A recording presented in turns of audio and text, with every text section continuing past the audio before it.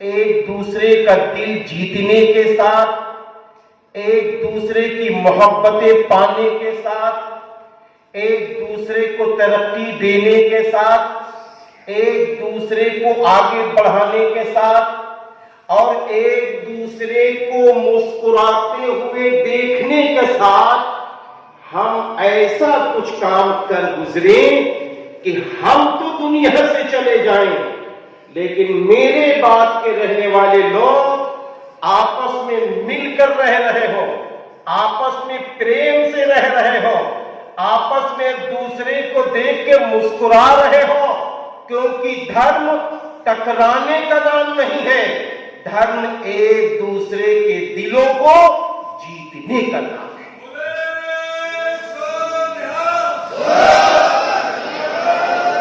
آپ دیکھیے ہر دھرم کے رشی منی نے یہ پیغام دیا ہے، یہ میسج دیا ہے کہ یہ دھرتی انسانوں کے لیے بنائی گئی ہے۔ میں یہ کہتا ہوں، آپ بھی یہ کہتے ہیں کہ یہ دھرتی پر جب سورج نکلتا ہے وہ کسی ایک کے لیے نہیں، سارے انسانوں کے لیے نکلتا ہے۔ یہ دھوپ سب کے لیے نکلتی ہے، یہ رات کا چاند سب کے لیے، یہ رات کے تارے سب کے لیے،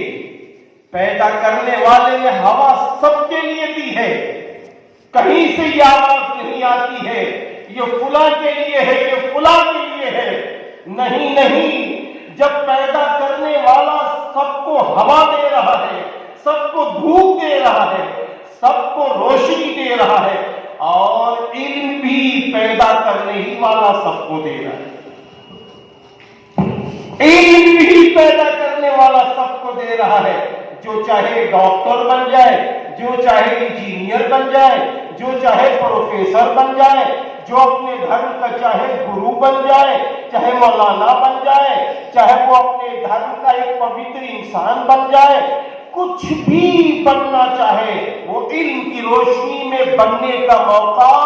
پیدا کرنے والا دیتا ہے۔ اور یہاں تک پیدا کرنے والا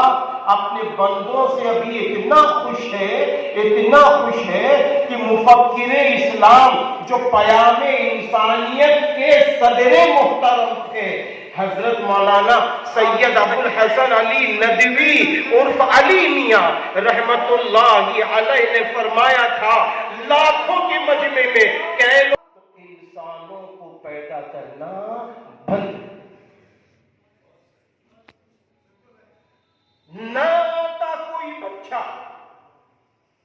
نہ مسلم کے گھر میں، نہ ہندو بھائی کے گھر میں، نہ سکھ بھائی کے گھر میں،